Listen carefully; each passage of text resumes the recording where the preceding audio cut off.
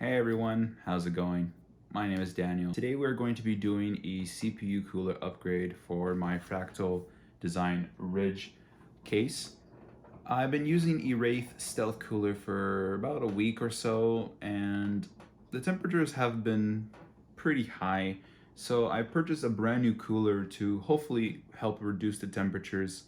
So this is the Thermalright AXP120-X67. This is a low profile CPU cooler. Here's the picture of it. We're gonna do an unboxing. Here it is. Come out. We got this white box, accessory package. Okay, we'll take a look at that later. Something in another language, probably the manual. We'll probably need that. Here's the fan. It's a 120 millimeter slim fan. Here it is. Very, very slim fan. Here is the cooler. So here's the heatsink.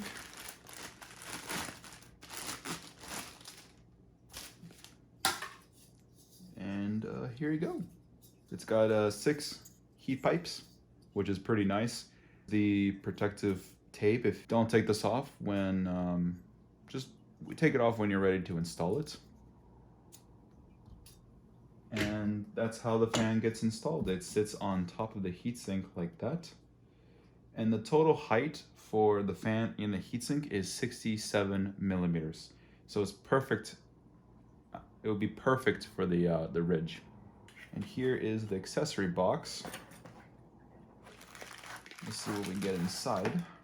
We got the Intel 1700 and 1150 to 1200.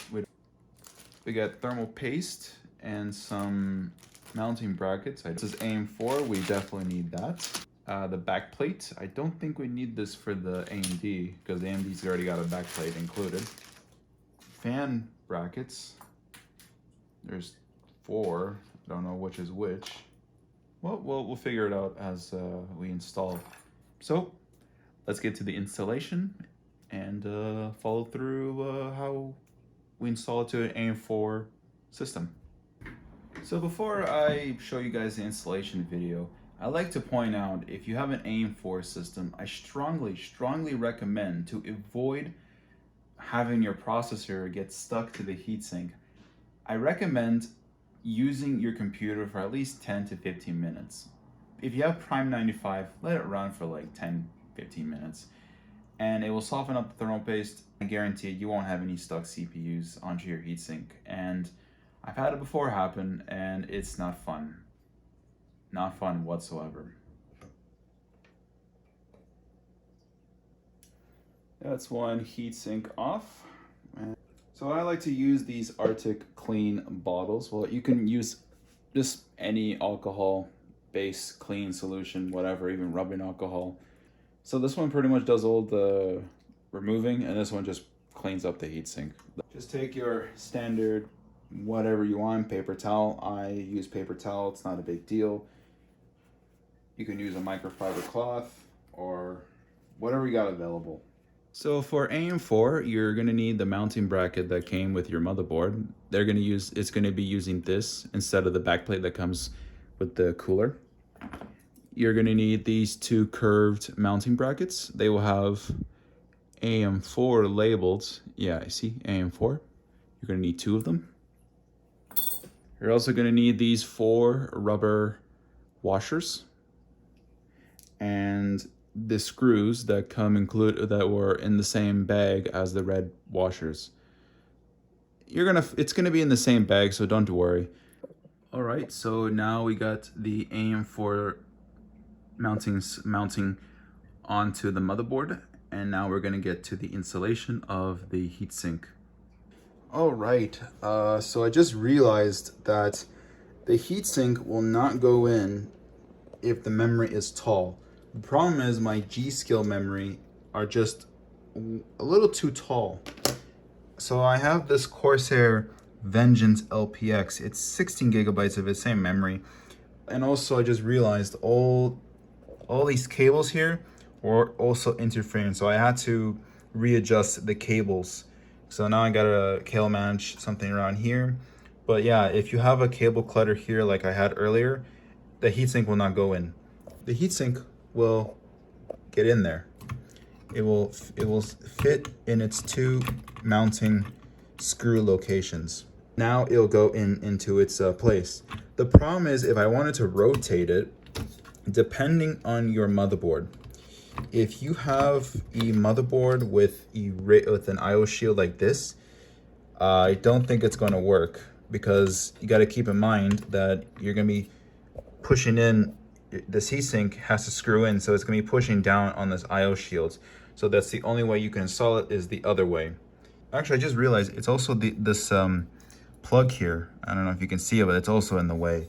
So yeah, we got to install the other ways. All right, so we're ready to install it. I put the thermal paste, simple P and 4 dots in the corners, and that's it. There's your two mounting screw points.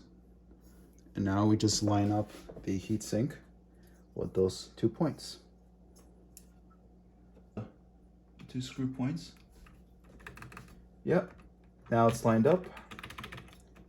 And now we will just screw in the heatsink.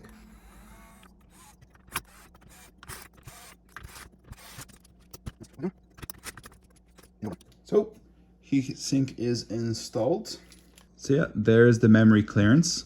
The G-Skill, I think, is just touching the top. So if you're gonna buy a low profile heatsink like this, you're definitely gonna consider if your memory actually fits in.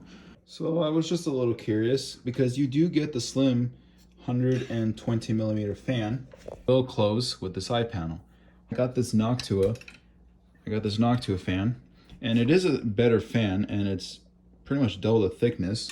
Will not fit. It just sticks out too high of the ridge. So you're going to have to stick with a slim fan, unfortunately.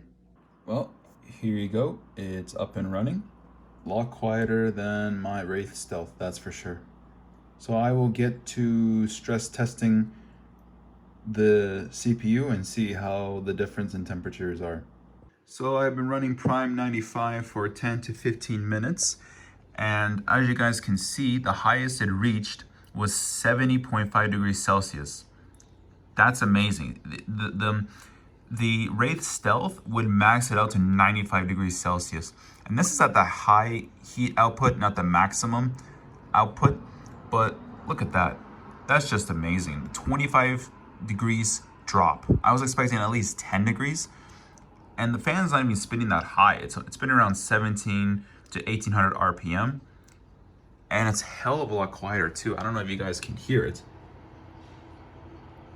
It's so much quieter. It's impressive. For a small, slim heatsink, this is just the perfect heatsink for this case.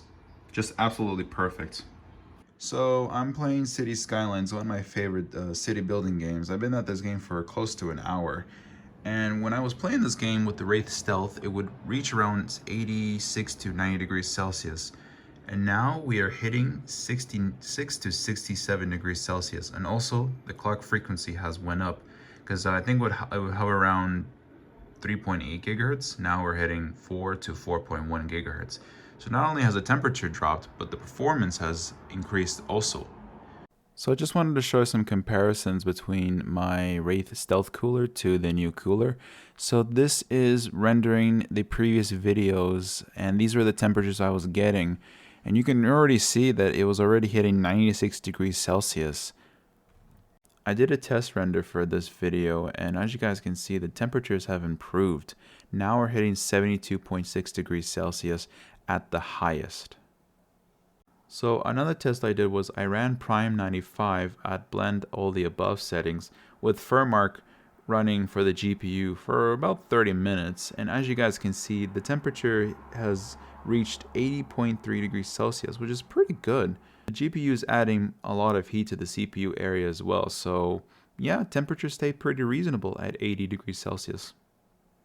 So I'm going to wrap up this video. If you're looking for a new cooler for your Ridge, you should definitely consider this cooler, especially how this cooler is so affordable. I paid $37.90 Canadian on Amazon, and Thermalright's got other cooler options at different configurations and different heights. Especially they have a model with an RGB fan. There's another option for a cooler called the Noctua L12S. However, it's double the price. Especially double the price, and you only get 4 heat pipes. So in the end, is it really worth spending double the price for a Noctua? Well, I don't know. That's up to you to decide. Thank you all so much for watching my video. If you liked it, please consider giving it a like. And stay tuned, I got more videos coming up for all of you. So yeah, take care everyone. See you later.